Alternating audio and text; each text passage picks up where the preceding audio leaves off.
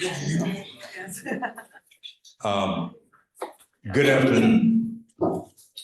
Obviously, Mike's working. We are again? Okay.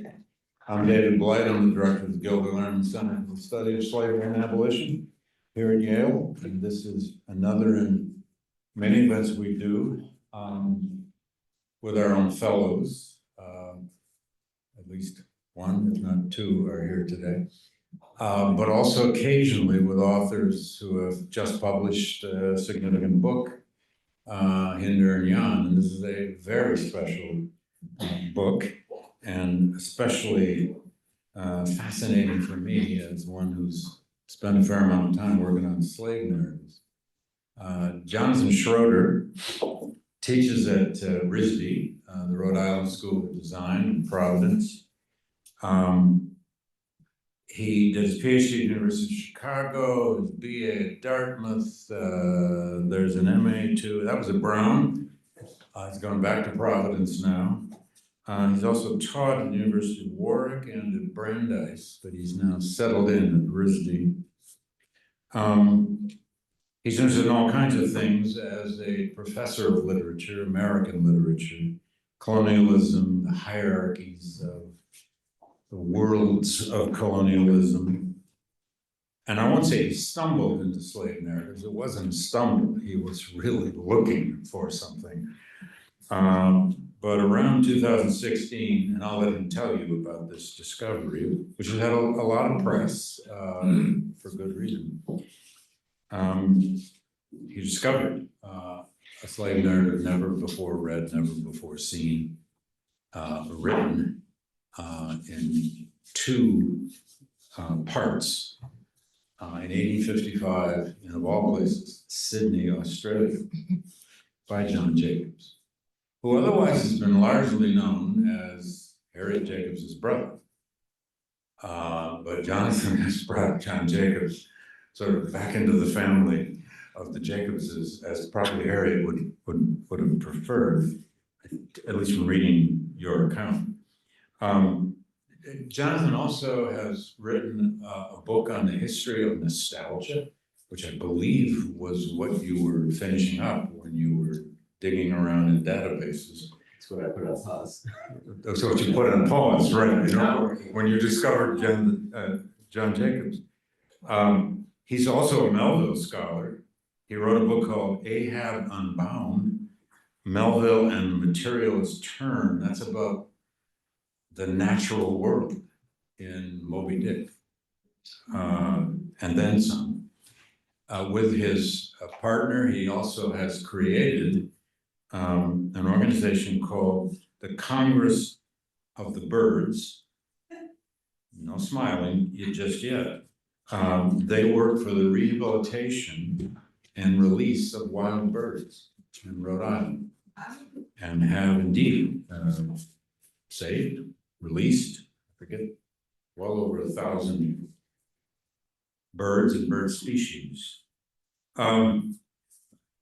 Without too much further ado, I just want to say that I had a similar experience I didn't discover the two slave narratives that I published, God, I don't know, 15 years ago or more, in a book called A Slave and More. They were discovered by other people and locked in my lab.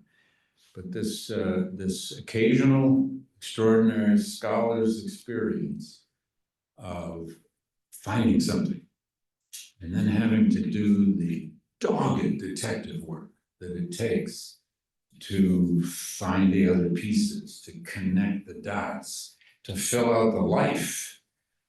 Because like a lot of the slave narratives, this one, well, actually, unlike a lot of the slave narratives, this is in part about John Jacobs' life, but it's at least half of the text is his own attack on the politics and the law of the United States. It's a bitter critique of the US Constitution, among other things.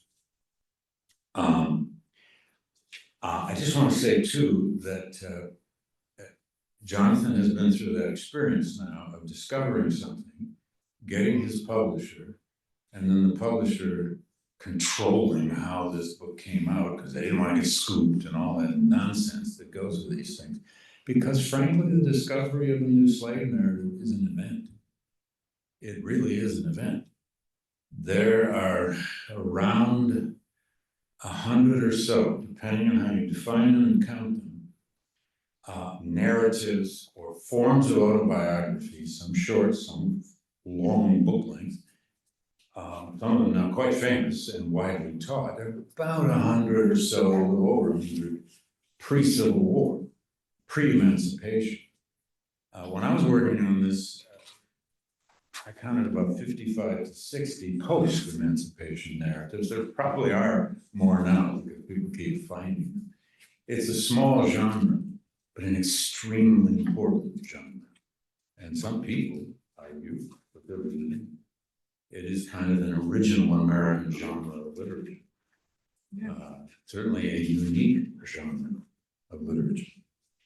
Jonathan's going to speak for about 20 minutes about the discovery of this text, who John Jacobs actually is, fill out his life, and then he and I will have a discussion for 15 or 20, and then we'll open it up to everybody who's come. Welcome, everybody. Thank you all for coming. We also have a live stream audience today, which is far more than who are in the room, if it's normal. So welcome out there in the world.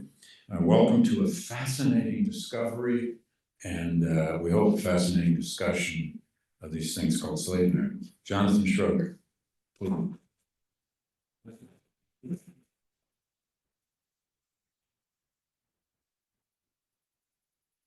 I feel like after that introduction, I don't need to give the talk, right?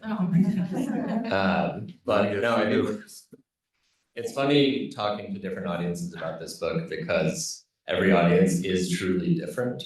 Sometimes there's hundreds of people, sometimes there's 5 people, sometimes they're high school students, sometimes they're professors, grad students, like many people here. And it is wonderful to be here because this is where the book started. This is where I realized that now my postdoc was going to take a turn, and that I was going to have to abandon completely the project that I had proposed and try something different, which was a risky endeavor because it meant retraining as an archival historian. So it's really great to be here to talk about the United States governed by 600,000 despots, a true story of slavery. We might reflect on the fact that the timing is not as, after November 5th, is not exactly auspicious.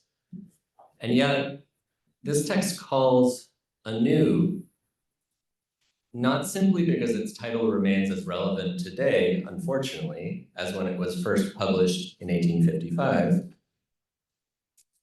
but also because it trains us not to succumb to political disappointment, but to challenge this nation's authoritarian or anti-democratic history. For John Jacobs, the story of America is not the story of a nation that progressively eradicates its original sins through the expansion of its democratic institutions. Rather, this is the story, as Judith Sklar once remarked at a, I think, meeting of the American Political Science Association in 1990, this is the story of a nation founded on 2 experiments at once, one in democracy, the other in tyranny, or what John Jacobs calls despotism. And right now, we know all too well which side is winning. I stumbled upon this work in an Australian archive, as David said, in 2016, October 26th, 2016, when I was sitting in my East Rock apartment after submitting a cover letter. John Jacobs' life story had been utterly lost since 1855, buried in libraries, attics, wherever else old newspapers go. As an Americanist, and actually as someone who was reading Harriet Jacobs' biography, I immediately knew this was an immense discovery, but I had no clue what to do about it. I knew that John Jacobs was the brother of Harriet Jacobs and had been a friend and ally of Frederick Douglass.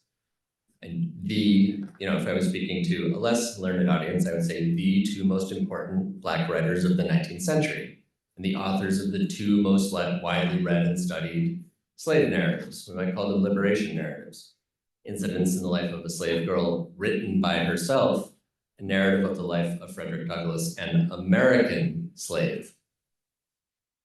I'm sure many of you here have read these works, but even if you hadn't, you would probably encounter them indirectly all over the place, as they inform works by authors like Toni Morrison, N.K. Jemisin, and Colson Whitehead. They also inform the world of Black contemporary art, the world of artists like Simone Lee, Len Ligon, Torquay Dyson. In part because the genre of the slave narrative constitutes the most direct form of testimony about slavery, and also one of the rarest forms, and the most important document for understanding both the history of slavery and the art of the Black diaspora. These two texts have emerged over the past half century as radiant objects for understanding men's and women's lives under slavery, the problems awaiting African Americans afterward, and the potential of Black lives to thrive against the odds. At one point, I think I hallucinated that Eric Foner had called the slave narrative modern scripture, or at least I haven't been able to track down that quote, but that is a way that people turn to these narratives. When a friend of mine heard about the appearance of the John Jacobs narrative, she said, "You have to be careful. Incidents in the life of a slave girl is a Bible to some of us." Since writing his narrative, however, and I might skip over this because we know that Harriet Jacobs, or John Jacobs, had become a footnote in Jean Fagan Yellen's work on Harriet Jacobs. But what we forget is that he once stood side by side with some of the most important and daring abolitionists, transatlantic abolitionists of the day: William and Ellen Craft, Martin Delany, William Lloyd Garrison, Douglass, Sarah Parker Remond, George Thompson, and others. And he once led a daring life outside America that we have precious few opportunities to learn about.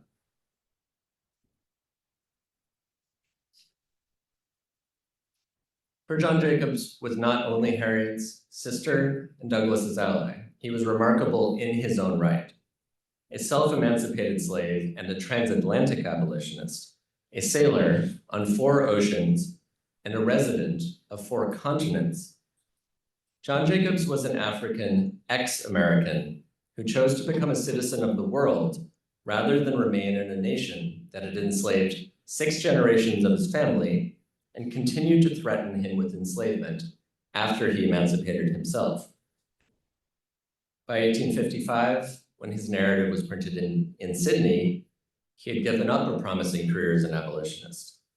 The Fugitive Slave Act of 1850 had confronted him with a terrible choice: either betray Garrison's credo, no union with slaveholders, by letting others purchase his freedom, which would be an indirect way of supporting slavery, or continue to speak in public as a fugitive and risk re-enslavement.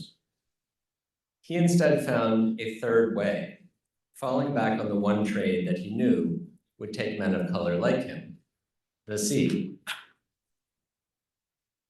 Raised on the waterways of North Carolina, John Jacobs spent a full 17 out of his 33 years of post-slavery life at sea, literally like on a ship.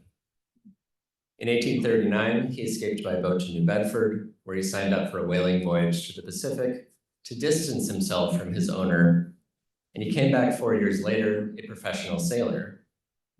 As you see on the right, and I don't expect you to be able to read it, you'll see a list of all of the ships that he sailed on between 1856, when he left Australia for England, and 1872, when he finally returned to the US for what proved to be the final year of his life.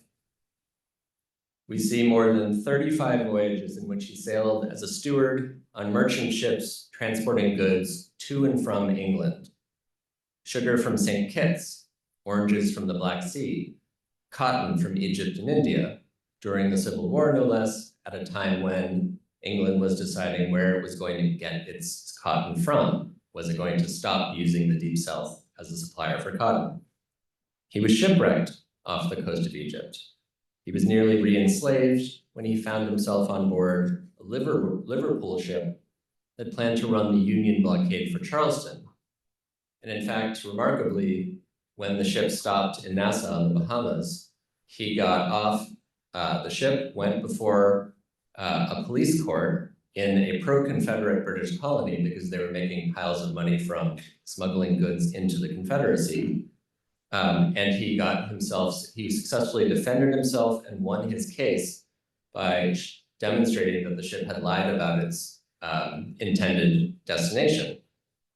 Of course, he was just stranded in the Bahamas and then had to make his way home, but that was nothing unusual for John Jacobs, who also made his way home from Alexandria, Egypt on his own power. To continue this story that seems unbelievable it would be unbelievable to me. He was on a ship that helped to complete the transatlantic telegraph line. He even sailed a gunboat to Bangkok as a gift for the new king of Siam, now best remembered as the king in The King and I. On average, he spent about 10 months at sea and 2 in London. And so if you are a literary scholar like me, this itinerary feels like the itinerary of a protagonist of a historical novel, which usually would be the ordinary, unassuming individual who does not seem to have a future great world leader. But if we read the narrative of the novel, we discover that actually this person played major roles in shaping world historical events, only the memory of his contributions have been forgotten. And so if this enumeration of some of the remarkable incidents of John Jacobs' life suggests why I decided to write a biography of him to accompany his rediscovered autobiography, it's also important to remember that his own words constitute the strongest proof of who he was and what he stood for. And I'm not going to go into this too much, but I'm only going to say that John Jacobs wrote and spoke fearlessly. In fact, his narrative speaks truth to power in ways that few Black Americans, save Frederick Douglass, have ever been able to do. I view John Jacobs as a radical truth teller, what the ancient Greeks called a parrhesiast, a person who had the courage to tell the truth, all the while knowing the risks involved in doing so. For Jacobs, violence was the most obvious of these risks, but less obvious was the possibility that by telling the truth, he exposed himself to the psychic blow of finding out that most US citizens did not want to imagine a nation that included him. It is just such a manner of speaking truth to power that I believe John and Harriet Jacobs learned from Frederick Douglass and fellow abolitionists in Rochester in the late 1840s, during the period when Rochester really is the Black capital of the 19th century. As a former slave, John Jacobs refuses to depict the way that slavery dehumanized him. He even refuses to lay 100% of the blame at the slave owner's feet. Not only does his autobiography zero in on the stark injustice of owning humans, but it does so for a higher end, to prove that slavery and racial caste are written into the conceptual bedrock of the American Republic, starting with the Constitution, which he calls the bulwark of American slavery. The slave's life is a lingering death, he writes, and not simply because 600,000 legalized robbers operate a violent, abusive system of labor exploitation, but because American law permits them to do so. And, he continues, since the law is the will of the people, a mirror to reflect a nation's character, Jacobs holds all American citizens, North and South, accountable for writing despotism, absolute rule over an unfree people, into a democratic charter. That devil in sheepskin, called the Constitution of the United States, he writes, which contains and tolerates the blackest code of laws in existence, represents the great chain that binds the North and South together, a union to rob and plunder the sons of Africa, a union cemented with human blood and blackened with the guilt of 68 years. In taking to heart the Garrisonian position that the transformation of the United States from a slave state into a free society could not be achieved through politics within the Union, Jacobs decided to pursue politics without the Union, writing from beyond the reach of American law and outside the heavy hand of the white abolitionist editor. We can think of Lydia Maria Child here. I don't mean to say that wholly casts an aspersion against Child, though we might question a lot of her choices in how she edited Harriet's autobiography. From beyond the reach of American law, Jacobs demonstrates the potential of unfiltered, uncensored, unapologetic Black writing to speak these truths.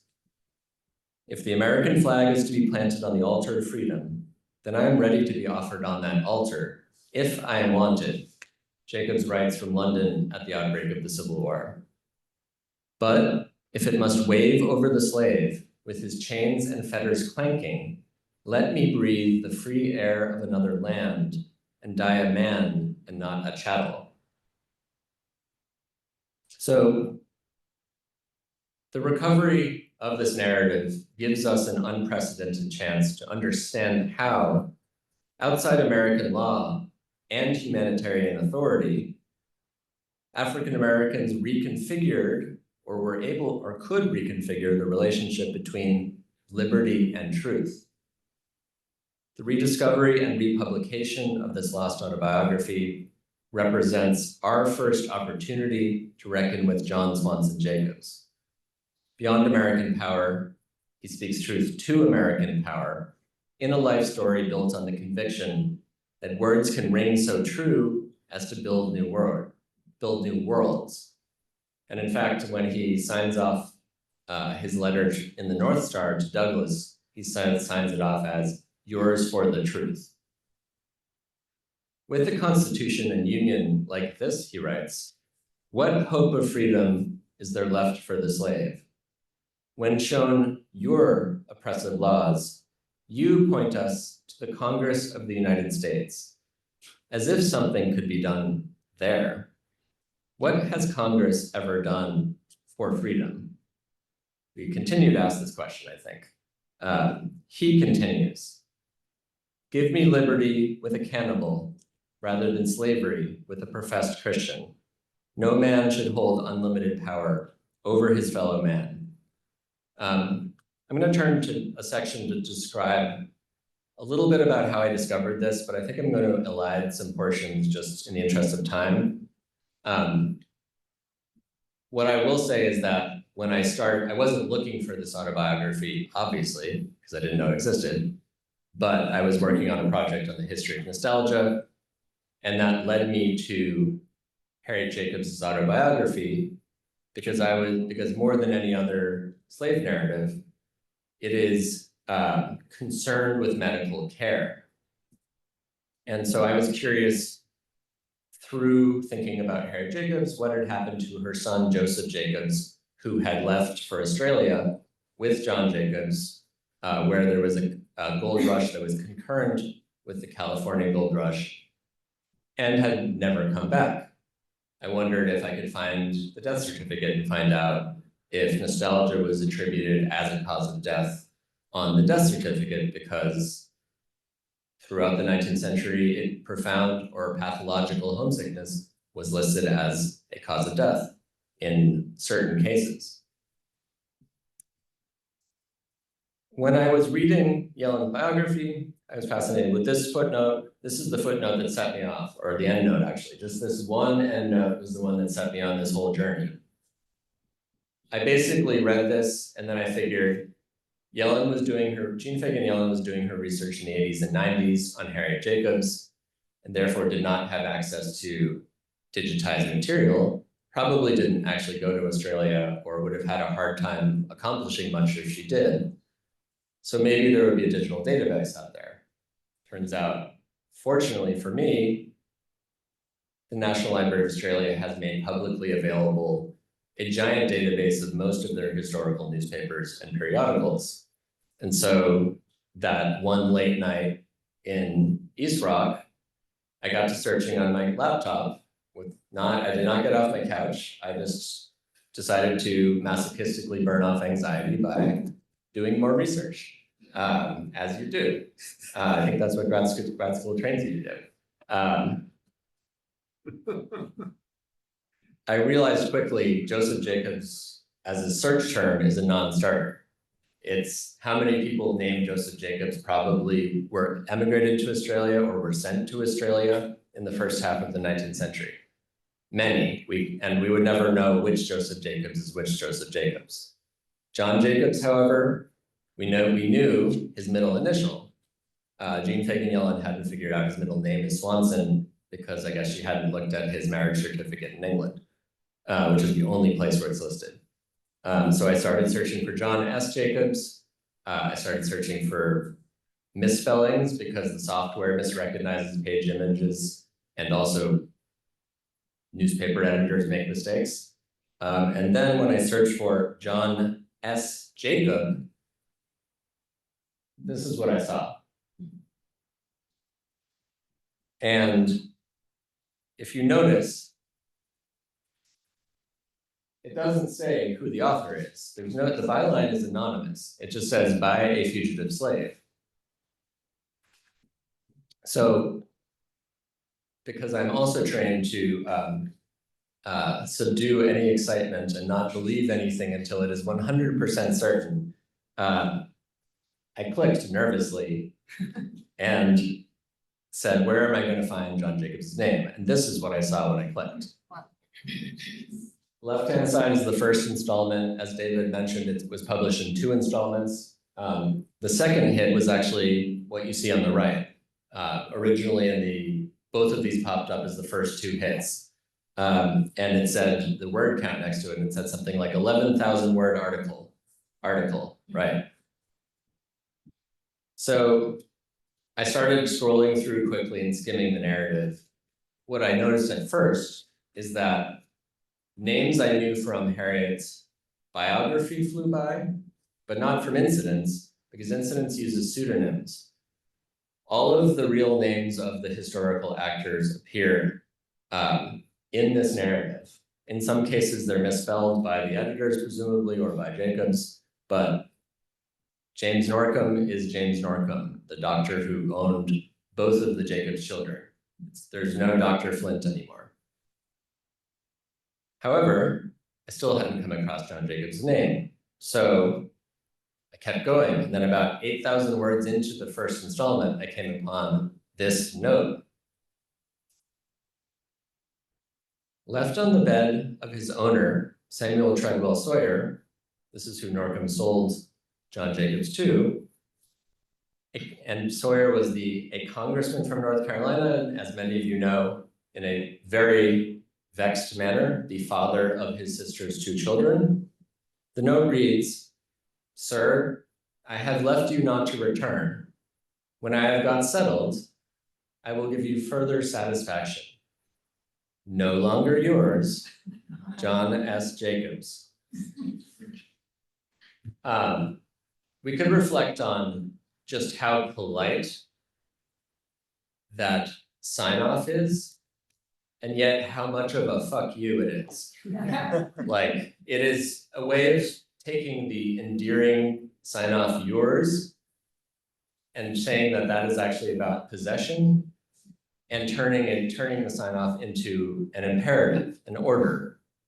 I am no longer yours, or this will be the case from now on. It is a way of turning the table through 3 mere words. However, this note is Jacobs's indeed, and it's the thing that proves his authorship, but he did not write it, at least not in 1839. Though it zings with meaning, does settled mean settling in the North? Does it mean that he's asking his former owner to settle the debt that he owes him? Jacobs had been unable to write his own Declaration of Independence because the laws of North Carolina had prevented him from becoming literate. In 1855, however, when he reproduced his note, this note that you see here, he wrote it himself. And thus, incredibly, the very note that Jacobs authored to demonstrate that he had been kept illiterate became the very evidence nearly 170 years later that proves that he is the author of his own life story. And this is the only place where his name appears. This writing is a spectacular performance of freedom, and I highlight it because it epitomizes two of the narrative's most remarkable aspects. The first has to do with Jacobs's use of performance. So if we think about a typical autobiography as a text in which the narrator or the author uses memory creatively and deliberately to portray their life, and if we think about the slave narrative as a Black author text written under white abolitionist expectations that author write their lives factually in a way that might stand up practically in a courtroom, we can begin to understand how Jacobs refuses both of these ways of writing autobiography, and in fact reduces the account of his autobiographical experience to a minimum in a way that at first seems paradoxical because it creates more space to critique slavery and more space to narrate his own life on his own terms. And by absolutely refusing the expectations placed upon ex-slave authors to portray the horrors of slavery through graphic depictions of their own sufferings in slavery, Jacobs performs his life rather than describes it. In this book, who John Jacobs is located in how John Jacobs writes, in his style, which he began cultivating on board that whaling ship, where he taught himself to read and write, in William Cooper Nell's Boston and Douglass's Rochester, where he developed his rhetorical, elocutionary, and analytical skills, and presumably, though there's not much evidence for it, in the clamorous protests of Pacific gold miners and the British Empire's sailors. For John Jacobs, autobiography is a style, a manner of performing freedom. The defiant eloquence of despots epitomizes who Jacobs has become, testifies to how far he has come, and casts a sharp light on how much he has overcome. Read in this light, we begin to see how John Jacobs' autobiographical style is part and parcel of his education as an abolitionist. For Jacobs does not just showcase his talents as a writer and speaker, and he doesn't just do so to prove his humanity, but he uses them to denounce American despotism, which we today would call authoritarianism. In refusing to yield to pressures to represent Black pain in order to incite white anti-slavery sentiment, James Baldwin once called the sentimentalist tears crocodile tears because they don't lead to anything. Jacobs draws up a revolutionary contract between text and reader, calling North Carolina slave owners and Washington politicians out by name, exposing Northern complicity and arguing that the nation's founding documents represent the foundation of American slavery. If slave owners can be considered an evil, he writes, they are a necessary evil, and you can only remove the evil by removing the cause. When he submitted his autobiography to a London magazine in 1860, and then set sail on that voyage that was transporting oranges to and from St. Kitts, the editors of that magazine cut out the 5,000-word critique of America's founding documents that ends the narrative, that represents his most sustained demonstration of his rhetorical and analytical powers, as well as his most urgent call for justice. And if we are locating what is autobiographical in this text in the performance, this is arguably the most performative element of the text. If you've read Walker's Appeal, it doesn't have all the typographic features that we know from Walker's Appeal, all the like changes in font size and all the like orthography, but it has much of the acidic tone, which seems to melt the paper as you read along.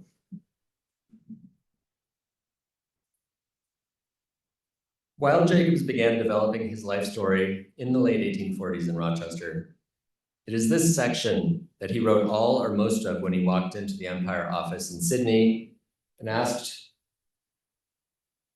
for the two texts on the left. Richard Hildreth's recently completed Abolitionist History of the United States and the most recent edition of the Constitution.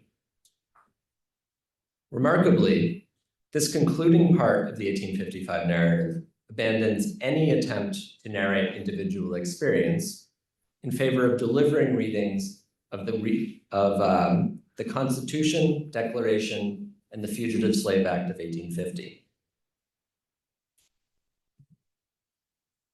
Jacobs calls his readings interlineations, which if you just focus on the etymology, you'll see means reading between the lines. And we might immediately think of Douglass writing between the lines of his master's son's primer book, or of Douglass saying that sometimes in the winter, his skin on his fingers would crack so much he could lay a pen in the cracks. These interlineations, as I mentioned, resemble nothing so much as Walker's Appeal, which was, we might remember, a favorite text among sailors like Jacobs, and one that, if it was found sewn into the lining of their coat when they had sailed south to North Carolina, for example, they were imprisoned, fined, arrested, possibly even hanged for, which is also a way of saying, how does this kind of righteous, angry language, what happens to it when it is published in America versus what happens to it when it's published outside America? So here's just one example of these interlineations, and then I will I'll cut things short a little bit so we can have a little more time for discussion. Jacobs writes, performing different operations on these well-known documents. We hold these truths to be self-evident.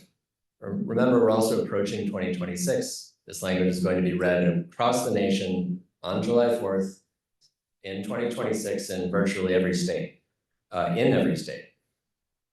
We hold these truths to be self-evident, that all men are created equal, that they are endowed by their creator with certain unalienable rights, that among these are life, liberty, and the pursuit of happiness, that no slave held to service or labor in one state, under the laws thereof, escaping into another shall, in consequence of any law or regulation therein, be discharged from such service or labor, but shall be delivered up on claim of the party to whom such service or labor may be due.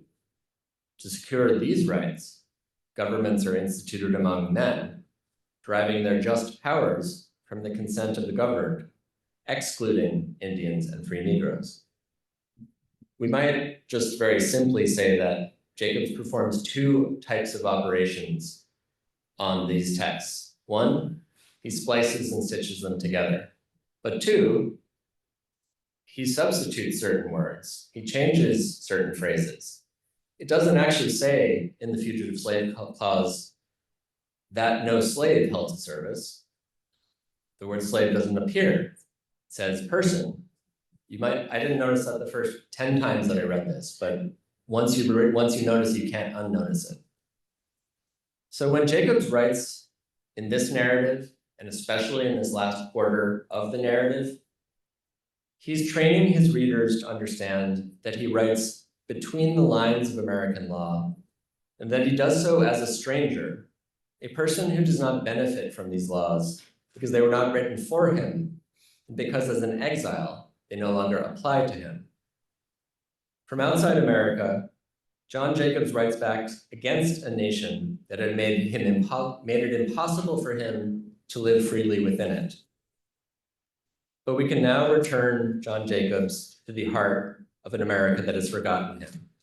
We can now imagine what Harriet Jacobs' autobiography would have looked like had she gone to California in 1850 with John, as she had talked about, and published her manuscript without the editorial intervention of Child, without cutting the fearless truth to power language that both Jacobs siblings learned in Rochester.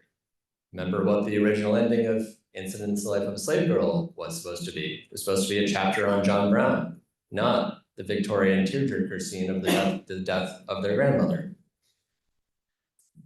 Looking outside the nation by taking off the blinders of ideology, as John Jacobs did, means writing back against this myth of the United States as a nation that progressively unfolds rights to people who have been disenfranchised, and against the myth that people who have been disenfranchised would want to wait around for the uncertain prospect of receiving these rights, which is, I think, the most ridiculous aspect of this kind of what we could say is an American exceptionalist myth.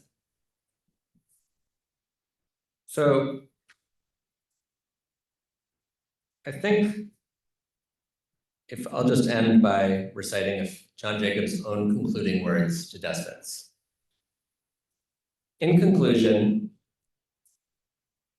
let me say that the experience of the past, the present feeling, and above all this, the promise of God, assure me that the oppressor's rod shall be broken. But how it is to be done has been the question among our friends for years. After the prayers of 25 years, the slaves' chains are tighter than they were before, their escape more dangerous, and their cups of misery filled nearer its brim. Since I cannot forget that I was a slave, I will not forget those that are slaves. What I would have done for my liberty, I am willing to do for theirs, whenever I can see them ready to fill a free man's grave, rather than wear a tyrant's chain. The day must come. It will come. Human nature will be human nature. Crush it as you may, it changes not. But woe to that country where the sun of liberty has to rise up out of a sea of blood. When I have thought of all that would pain the eye, sicken the heart, and make us turn our backs to the scene and weep, I then think of the oppressed struggling with their oppressors, and have a scene more horrible still. But I must drop this subject. Do not like to think of the past, nor look to the future of wrongs like these. God save us from the blood of the innocent. I ask nothing more. Thank you.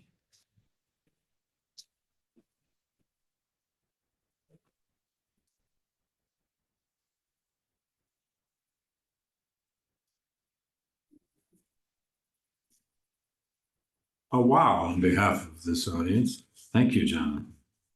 Can I cut right to the chase of a point you made, but I'd like you to make it even more. He's writing outside, not just outside the country. Mm-hmm. He's writing outside this genre. Mm-hmm.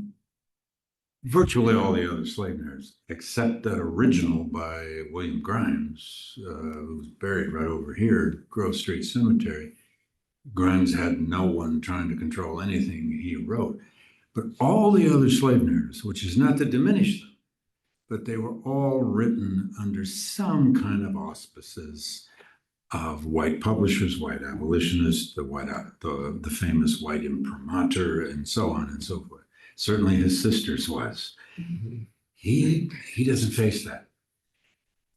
But is there, and I'd like you to explain that a little more. I mean, so for our audience that has not grown up reading slave narratives, like some of it, and also, is there any evidence that Sydney newspaper edited him at all?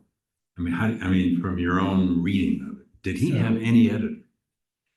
Quickly, I'll take that last part. Sure. And the editors say they scarcely altered a word other than adding punctuation, correcting spelling. we can believe that this is a daily newspaper. They're not going to have a ton of paragraphs too, didn't they? and they probably give it paragraphs. But I would be very skeptical that they did much more than that. Yeah.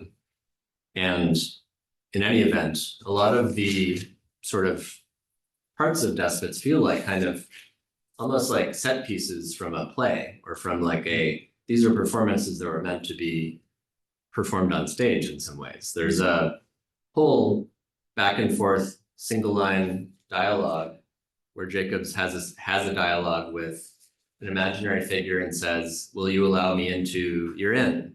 No, we don't allow Black people there. Will you allow me into this? No, same answer. Will you allow me into this? Will you allow me to be buried in your cemetery? No, we will not. And then it's like, silly mortal, your reign ends here. You cannot follow me into the afterlife. There's all these amazing set pieces that would not have been written for him that are obviously his. In terms of what makes this narrative distinct within the genre of the slave narrative, the main argument that I'm making is that white abolitionists placed sentimental humanitarian expectations on this genre. So what does that mean? That effectively means they believed that the best way to bring about the abolition of slavery was to depict suffering, to depict the results of the system of slavery, the effects of the system of slavery, which is to say, as Karen Haltonen a long time ago in a landmark article, Humanitarianism and the Pornography of Pain, wrote, to depict these graphic scenes of explicit pain, which was supposed to incite white anti-slavery sentiment. Now, how the sentimentalist is supposed to witness the effects of this peculiar institution and trace it to the sources is probably was not supposed to be what Black authors were writing about. Like the famous anecdote that Douglass recounts in My Bondage and My Freedom, where he goes up to John Collins in about 1840 and says, hey, I'm kind of tired of just saying my life story over and over again, night in, night out. I don't feel like just giving a factual account of what I suffered in slavery, of the suffering I saw among other slaves. I would like to denounce slavery. And Collins replies, just give us the facts. We'll take care of the philosophy. Douglass has his revenge in the 1855 autobiography because he says, then I went about denouncing it. And I think John Jacobs also wants to reject this form of sentimental humanitarianism that puts the reader on a pedestal to look down at the suffering of people held in bondage so that they can, with a changed hearts and minds, maybe vote differently, maybe persuade other people to change their hearts and minds. Jacobs wants to address the cause. He doesn't want to address the cause at the level of the owner of the plantation. He wants to address the conditions of possibility for slavery in the United States, which is the law. And that is why, if let's say Saidiya Hartman in Scenes of Subjection tells us we can't pay attention to these explicit scenes because they distract us from the routinized violence of slavery, the way that slavery permeates everyday life on a molecular level practically. Well, she says we need to pay attention to paternalism, pleasure, to those locations for violence. John Jacobs takes us to the law and says we need to not pay attention to the most horrific acts of violence, but to the entire umbrella under which this violence is made possible. Jonathan, can we broaden the story a little here? This man lived an amazing life. Now, you did address that, but 36 voyages. I mean, by the time he writes this, or he'd actually already been writing parts of it, and no doubt. And he goes away for, once they tell him we'll publish something, he comes back in 2 weeks, as though he's gone to a manuscript he's been carrying around the world with. But talk a little more about his life as a sailor. I mean, my God, for 15 years before he ever publishes this, he's sailing all over the world, most of every year, and survives. And that is also kind of one of the interesting questions, is how do you write about someone who is not just an abolitionist, but also is a professional sailor? What difference does that make? How does that, and this was kind of a difficult question for me to grapple with, because when you're trained in a PhD program and you're writing your dissertation, you're expected to maintain certain standards of evidence. You can't speculate about how did something inform the writing of, like, let's say an autobiography, because that would be speculation. But what do you do to reconstruct someone's life when their entire life was so global and so scattered around the world that certain whole pieces of his life are might be forever mysteries? Jacobs worked and lived in India for 4 months in 1867. How do you go about finding out what he was doing? You have a question? Well, it seems to me that he went to a different world in order to understand the world that he had been living in. And that's a very powerful idea. You are in a different skin. And then you look back on this person in the earlier skin, and you can. So in support of your point, consider what he found when he went to Australia. This was a country that was practicing a different form of racial discrimination, had a different kind of system of racial hierarchy. This was a country that was drafting its early Chinese exclusion legislation, which led to some really interesting kinds of solidarities among African Americans who had come from California to Australia. And there we find several letters to the editor by Black miners from America calling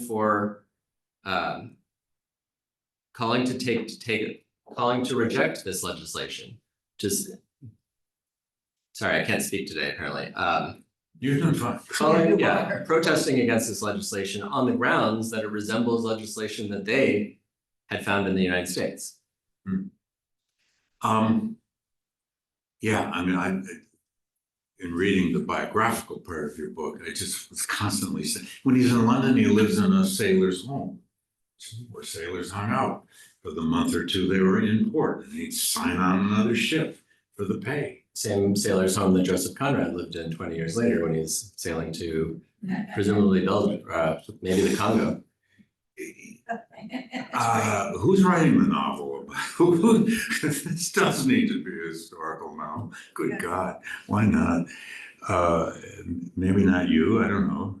You've learned to be a good historian here and don't want to make it up, but somebody should. Anyway, but listen, he has this now.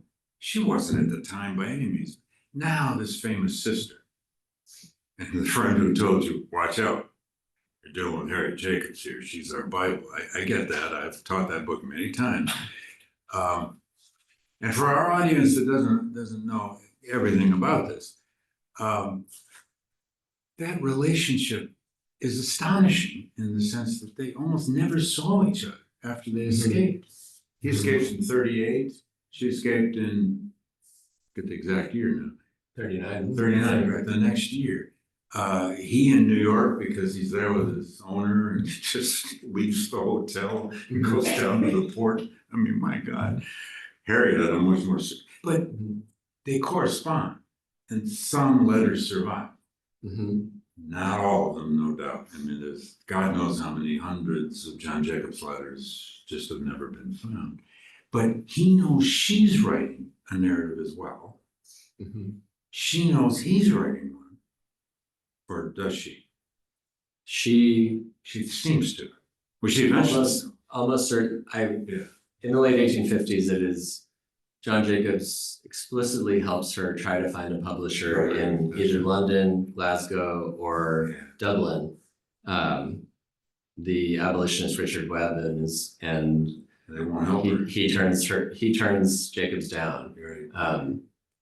But it seems like she's reunited briefly for one of only 3 times in 22 years with her brother, and it seems like he's encouraging her and also occasionally scolding her to go and get her narrative published. Yeah, get it out there, girl. I mean, come on. But yeah, they hardly ever see each other.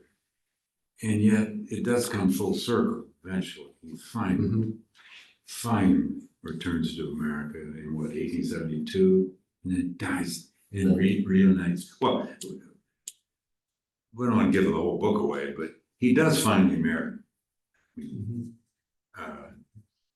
Whatever woman was courageous enough to marry a sailor in London, she did. And they had at least 2 kids. One biological, and then She had another. They're a blended family because she was a widow, Right. and had 2 children from her previous marriage. But I mean, what you can't know is just what the toll that this life as a sailor must have taken before he wrote the narrative. And that's the thing I would have liked to say, is when you make a list, you know, to try to get people interested in someone's life, it's easier to talk about the exciting events. Here's all the remarkable things John Jacobs did. Yeah. But how can we talk about the routine grind, the monotony, the illnesses, constant set of responsibilities that he would have been as a steward, that he had to maintain the ship in certain kind of order, he had to stock the pantry, he had to smoke out the rats when they stopped in maybe Hawaii or something. And also not run afoul of the officers, to whom he effectively was a gentleman's servant, and not get beaten up by the sailors who were often resented stewards, precisely because they hung out with the officers. So he was in this awkward place in between the crew and the officer class. So he finally marries, and then for whatever reason, maybe he was broken down by then, he comes back to America for the first time. After all these years, reunites with Harriet and her family, but barely for a year, and then just mysteriously dies, or dies of some illness. Seems to, he's only 55 on his death certificate, maybe a little older. And the whole story of how Harriet and John Jacobs' lives in a way were often ships passing in the night, is a fascinating one that really tells us a lot about gender, employment, race, what jobs are open to Black men, how diametrically opposite those jobs are to the jobs that are open to Black women. Harriet works in Nathaniel Parker Willis's house as a nurse or a governess. That's a job that restricts mobility greatly. John Jacobs works as a member of a global migrant labor force, an incredibly hypermobile job, maybe only comparable today to working in the oil industry or something like that. And for those reasons, and a gold miner, you go with the gold. For those reasons, they weren't crossing paths enough. There's also a way in which that a fascinating thing that Harriet becomes the celebrity in the 1860s that John Jacobs had looked like he was going to become in the 1840s. For a while, Harriet Jacobs would write and say, I used to be known only as the brother or as the sister of John Jacobs.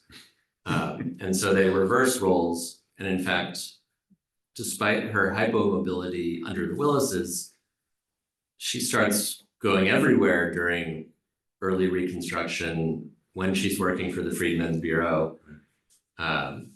She even goes to England for 8 months in 1868 and courts the duchesses and aristocrats who are in favor of providing humanitarian aid to manumitted slaves. And she becomes this kind of massive figure that some could be mentioned in publications only as Linda, because Linda Brent is the name of her pseudonym. Yeah. She would just be called, the author of Linda is going to be here for some conversation. With no other identity. Oh, wow. And wasn't she in London once on her touring when he's off to sea? Or they just miss each other? I mean, it's such a tale of trying to connect back to family. Could I just say too, and hear you out a little more, and then we'll open it up. It's just fascinating for me to think about the influence on this young man, this bitter young man, angry, who flees his owner in New York City, goes to sea, becomes a gold miner, develops literacy and the urge to write, but he had been around the William Wells Browns, the Frederick Douglasses, the Henry Highland Garnets. I mean, he had known and seen and met this generation of Black abolitionists and Garrison, and he's really a Garrisonian. Garrison speaks at his funeral. Absolutely. I mean, you're wearing a Garrison shirt. Sure, it says Garrison right here. I thought it'd be appropriate. Better if it said Jacobs, but I haven't found that yet. And he no doubt Garrison was a larger than life figure to him. He was to many people, even those who ended up breaking with him. But there's a literary world that he had seen and then presumably begun to read. And develops this urge, I'm going to tell my story. And if I can, that's an amazing.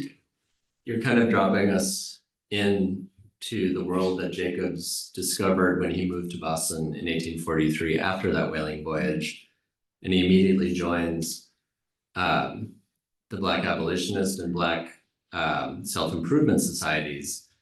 And really, abolition and self-improvement are interwoven together in remarkable ways, because he not only would attend lectures, which might be a lecture by a Harvard chemist talking about the air, but it also might be a lecture by Garrison the next day. The Harvard chemist would turn out to be an abolitionist anyway, and then would ask a question about abolition that connected knowledge of science to liberty or something.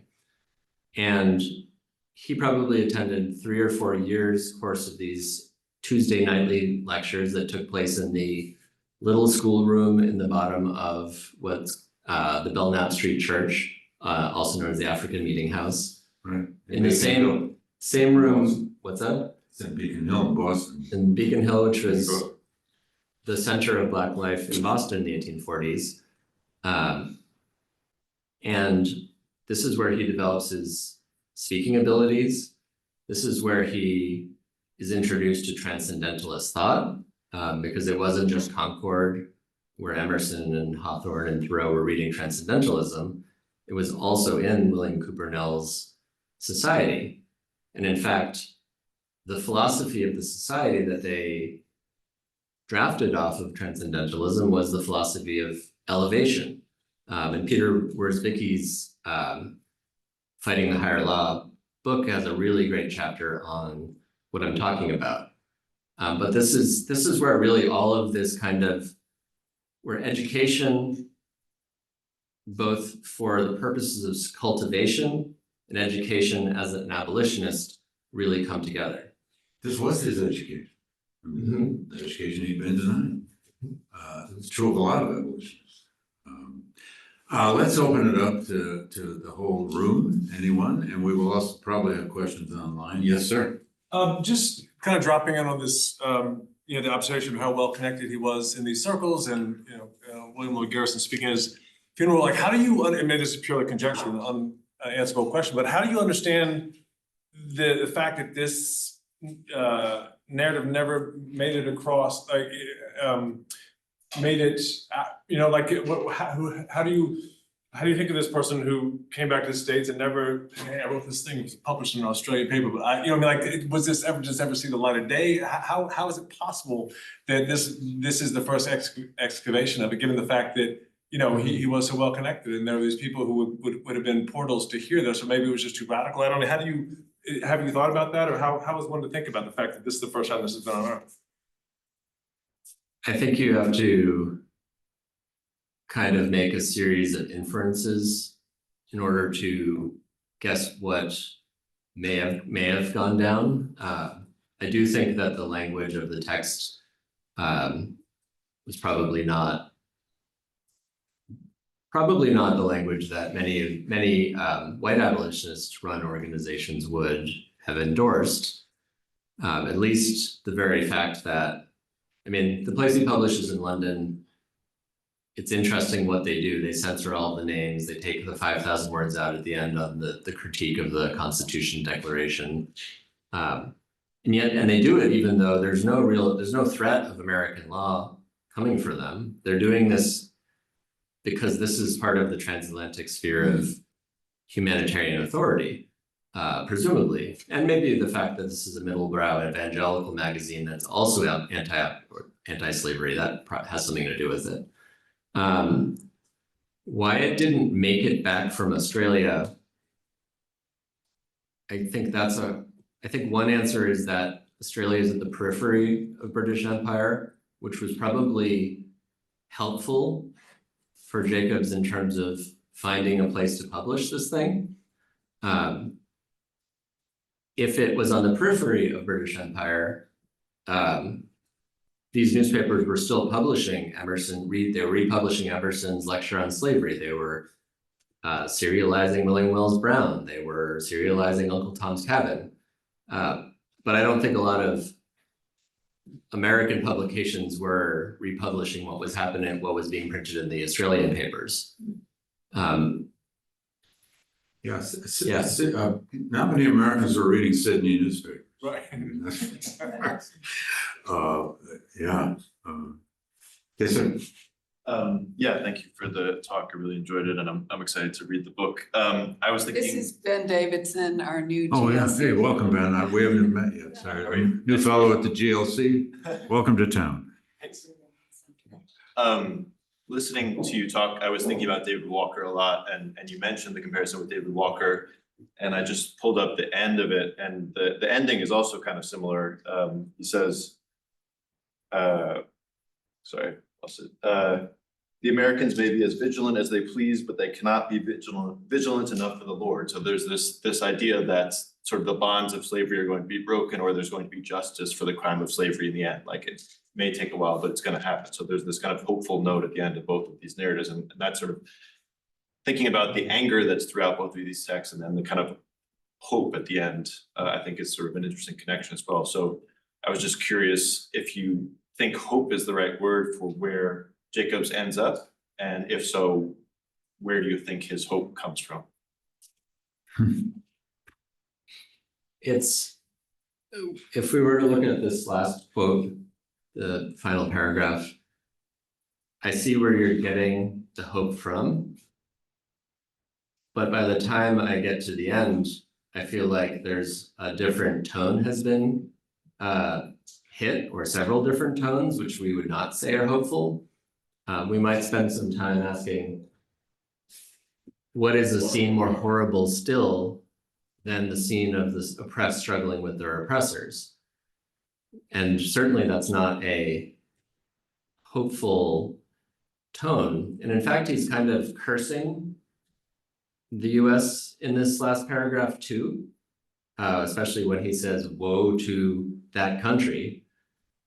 So all of these, let's say there's mixed feelings in this last paragraph that make you wonder what is left of the hope by the end of this, other than a kind of mere faith in a higher law, or a mere faith in some sort of other logic of justice.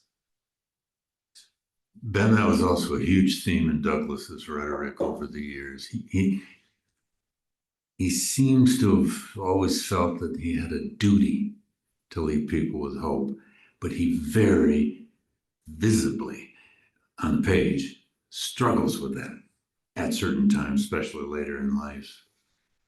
And he'll sometimes fall back on Matthew, and he'll say, I walk by faith, not by sight.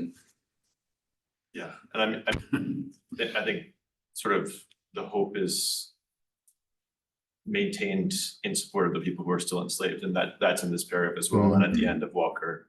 And, you know, it's in support of them, he doesn't want to give up, but otherwise he might.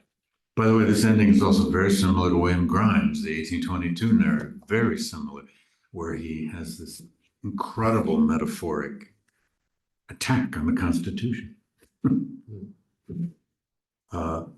Yes, Me? Marcella.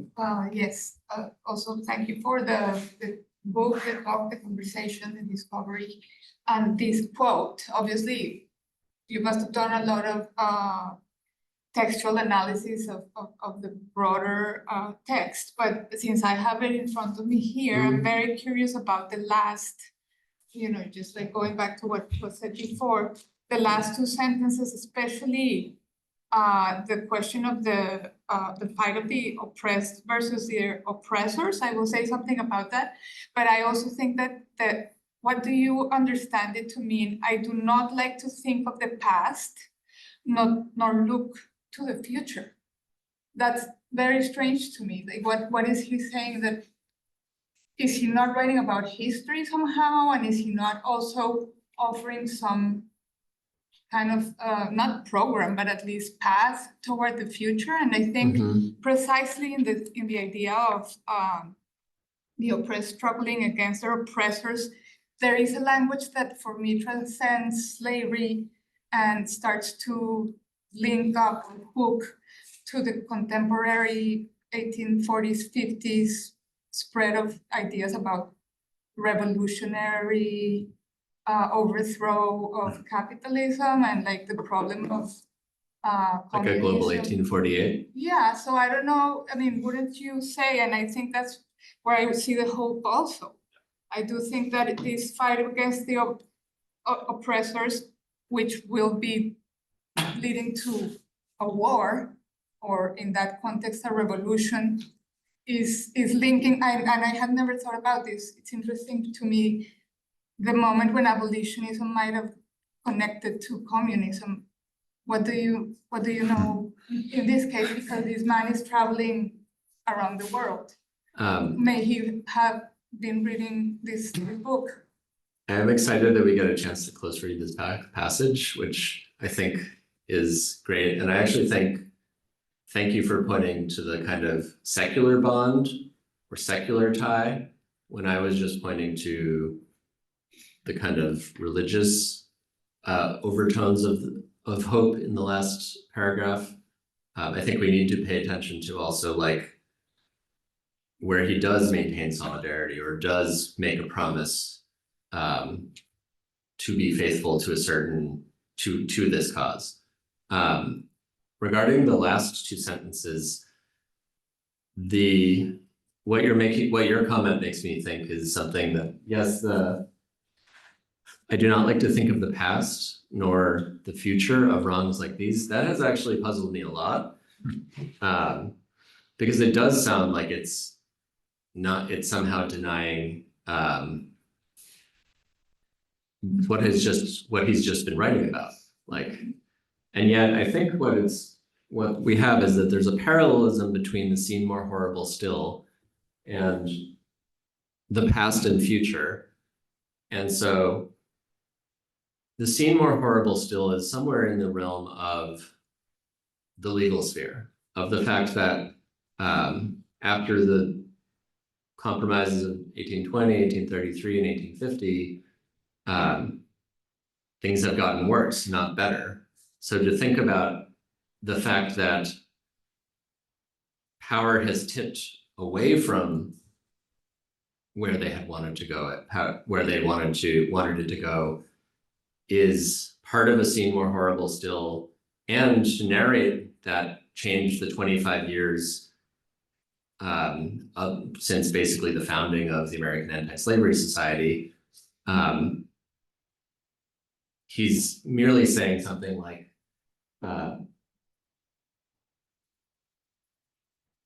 I want to turn my back to this too.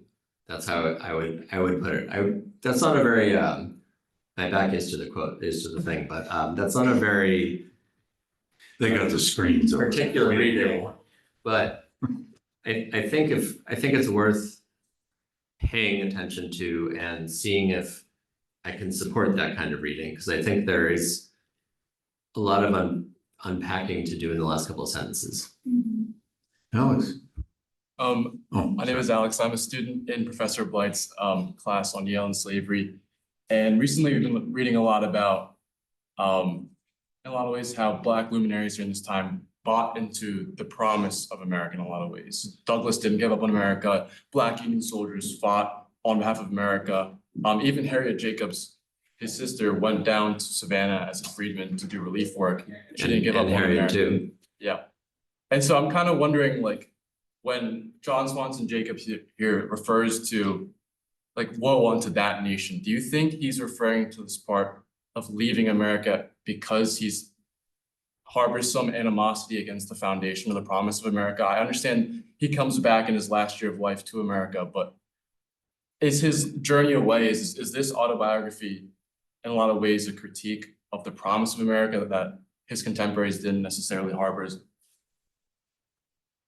It's funny, I feel like a lot of the questions that you're all asking really put me on the fence, where I have to go back and forth. And I think that's totally understandable when you read this paragraph, that it's hard to say that he wholesale condemns the nation and its as a whole, even as he is adopting a kind of prophetic stance in saying, woe to that nation. And I think I'm feeling like I'm on the fence, because it seems like this is a kind of stalemate that's happening at the end. This is a place in which there are not many moves that he can make. There's not many moves that seem possible in this political situation either. So that's the best I can kind of, instead of just saying yes and no, I think that's how I would say, why are we continually having to kind of look at both sides and say yes and no on both sides? And ambivalence is human. Ambivalence can make the world go around. Yes. I'm Trish Lott, GLC fellow. Thank you so much for your talk. I very much look forward to reading this edition. First a note on that line, but I must drop this subject. What's so interesting to me is that this phrase very much aligns with some of the generic conventions of the slave narrative that Toni Morrison writes about in The Site of Memory, how she's frustrated constantly bumping up against these phrases about scenes that are proceedings that are too terrible to relate, right? So it's interesting to look at this ending for all of the discussion about how he writes outside of the convention in many ways, that towards the end, he sort of comes back to it. So that just struck me. And so my question, though, pertains to an interesting point that you made about how parts of the text feel like scripts from a play. And I'm just curious about what you make of that, particularly given the fact that, when you think about that scene from Douglass's narrative where he talks about reading the Columbian Orator, I think it is, where he sees the dialogue between the master and the slave. And also the fact that he's writing and publishing during what was also the golden age of American oratory, whether or not there was some sense that he felt that he would read his text aloud or that other people would read it aloud. So is there an assumption of an afterlife beyond the print to the performative aspect? And thinking in particular about, I don't know if it was you or David who mentioned Douglass grew weary of constantly repeating his story, but that was a part of the slave narrative, right? Constantly performing one story. So do you have a sense of whether Jacobs expected his text to be read aloud or he expected to read it aloud himself? So I've always thought, when I read Walker's Appeal, that all of those typographic elements are all about instructing a reader how to read to other people. Like, in my head, I'm always imagining like some building near the wharves in which someone takes it out of their coat and they read it to a gathered group of literate and illiterate people. Marcia Denius, I think it is, has a really good article about that. Yeah. It's called Look at This, 4 exclamation marks, radical. Oh, yeah, typography. Marcy, yeah. Marcy Dinius, yeah. And a book now that came out from that article. Yeah. With Jacobs, I think you don't have those typographic elements, and yet you have a lot of evident changes in tone, evident kind of oratorical moves or rhetorical moves that does blur the line between writing and speech in interesting ways. And I'm not sure if it's probably not just because he told his life story hundreds of times in public in upstate New York in the 1840s, or it's probably, which would have led him to carry around this story like a singer carries around lyrics to a song. That moment, I think it's more than that. I would say this oratorical style does owe a lot to Douglass. I would also say that if we want to talk about what truth to power language is, rather than the sentimental humanitarianism, or a kind of abolitionist sentimentalism, we want to talk about, we would expect dialogue. Because when a person is speaking to another person, that is, trying to, in many cases, speak as equals, mano y mano, maybe. And so the fact that Douglass or that Jacobs invents this kind of made up figure and then does a kind of, I was reading Foucault, so the word still popping in my head of what this is called in Greek plays. It's called a sticomythia, in which there is one line of dialogue followed by one line of dialogue, and it's just repeated for a really long time. That kind of dramatic element, which resembles a play, could also be about his rhetorical style representing a kind of challenge to his interlocutors. And that if he's signing up for speaking truth to power, he is doing so as an equal, regardless of what risks that incurs. Of course, he's writing outside of the US as an exile, so some of those risks are mitigated. But the very fact that he's doing it in this, even dramatizing it, is fascinating too. Douglass's autobiographical writing is very sermonic. And to the extent he was influenced by that. Was Jacobs well-churched? Did he, I mean, do you know, I mean, he doesn't spend a lot of time on land, so he's not attending church that much, but I mean, is there the evidence that he's biblical as so many of the other abolitionists? He was probably, I mean, he was almost certainly a Methodist. Yeah. I haven't found any church records that from Edenton that mention him. Right. That doesn't mean they're not out there, but and it doesn't seem like I haven't found records when he comes back to the US in Cambridge. But I tend to shy away from the religious side of things, though I think with Jacobs, you have to take it on board because it is really important. The other thing I would also add to your question is not only is he speaking or writing truth to power, but he's also subtracting his own body from the equation. And he's not situating his body in space in this narrative very often. The only time he does so, for example, is when, in contrast to the famous or infamous Aunt Hester whipping scene in which Douglass passes, young Frederick Bailey passes through the bloodstained gate, he describes coming late to, or coming to the aftermath of a whipping in which a woman named Agnes, her body is not described at all, except for the fact that she has lacerations on her back. And he's not a small child who is voyeuristically witnessing and eavesdropping on this event. He comes to her with ointments and salves to dress her back in an act of repair or care, using the skills that he's learned from Dr. Norcombe, but obviously now putting them to use for good. And I think that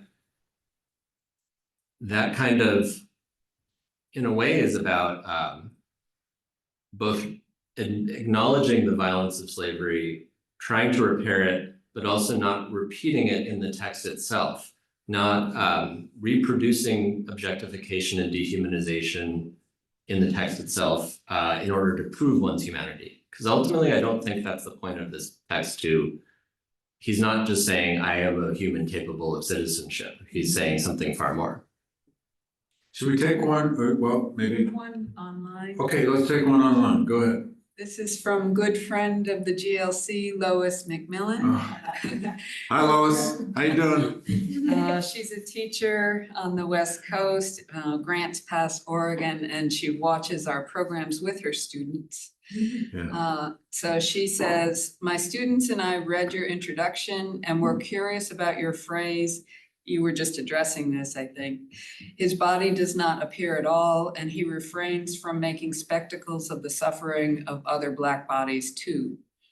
Then she asked, what is your opinion about seeing graphic images when studying slavery, like the one you referenced, Peter, that we thought was Gordon?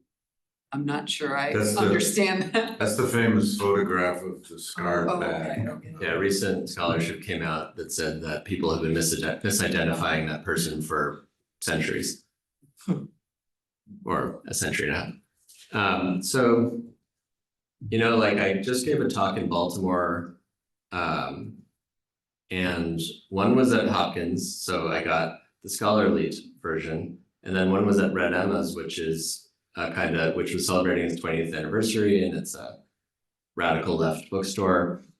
And someone asked this question and said, well, don't we need to record and document the worst acts? And they actually said, they said, wouldn't the modern, you know, this person said, my nephew was killed by the police, and I wish every day that it had been caught on video, because that might make a difference. And, you know, when faced with that question that makes it very visceral and real, I still would say it's not just about representing pain in general, what I'm talking about. I'm talking about a specific way that pain is used for a certain end, and that it's done under the umbrella of a sentimental politics that oftentimes has certain limits that people don't really see all the time. And maybe one of those limits is, who can the reader, we would say empathize, they would say sympathize with? What are the limits of sympathy or limits of empathy? Does it allow for acknowledging your equivalence or equality with someone who, in a kind of sentimental humanitarianism, is still defined somewhat as inferior? Like if you read, there's a kind of racism built into this sentimentalism, or a hierarchization of people based on how their lives have made them more or less human. Should we take one more, please? Yes. Hi, I was wondering, getting back to language. Everybody here all right? No. Louder. I was wondering, getting back to language, it sounds to me that his experiences, the formative experiences, came through oral traditions and direct lived experiences, which he then now is translating his thoughts after teaching himself to read and write and spell. But did you uncover anything about that process of teaching himself? He was in his 20s, right? So he gets to New Bedford a year after Douglass in 1839, and he actually has trouble teaching himself to read and write while working as a stable hand for one of the shipping magnates and at his house. And so he actually signs on board because he said it would give him the consistent time and regular hours that he would need to teach himself to read and write.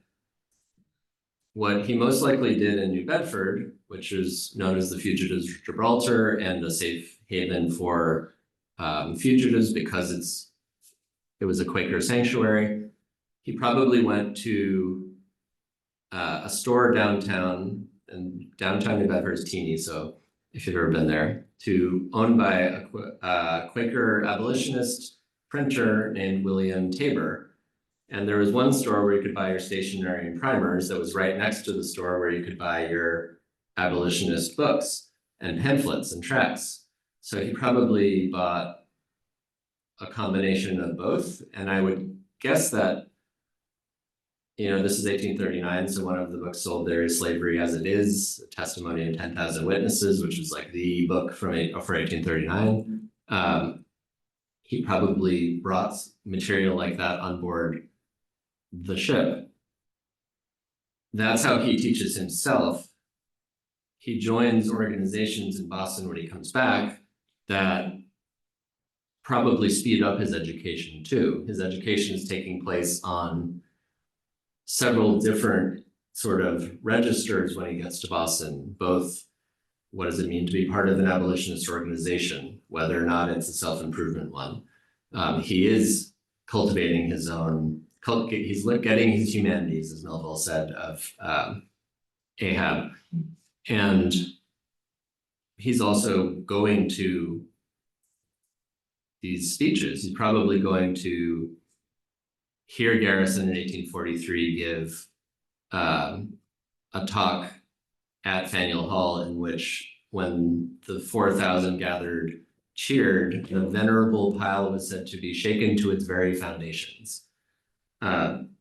This is all part of a kind of an education that we might say is not just an education in attaining learning, attaining skills as a good writer, but is also about creating a positive definition of what it means to be free, to move, to not simply be free from something, but to start to embody a kind of freedom. God, that's interesting. Again, as he's learning to read, what is he reading? Abolitionist tracts, The Liberator, abolitionist pamphlets. He'd be surrounded by those once he gets, even in New Bedford. And New Bedford, of course, was the whaling capital. The idea of going to sea so you'd have time to read.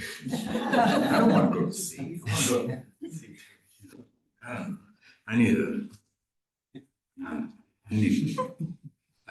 I'm not going to go to sea to do this, but the man went to sea to teach himself to read and write. God, somebody's got to write a historical novel about this. Anybody been inspired?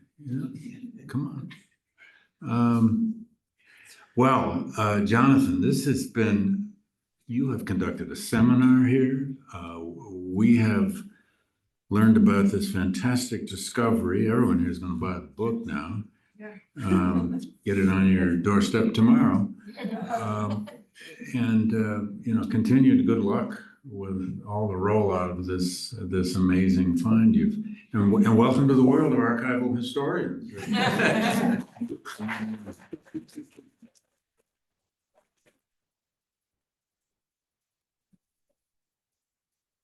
Okay.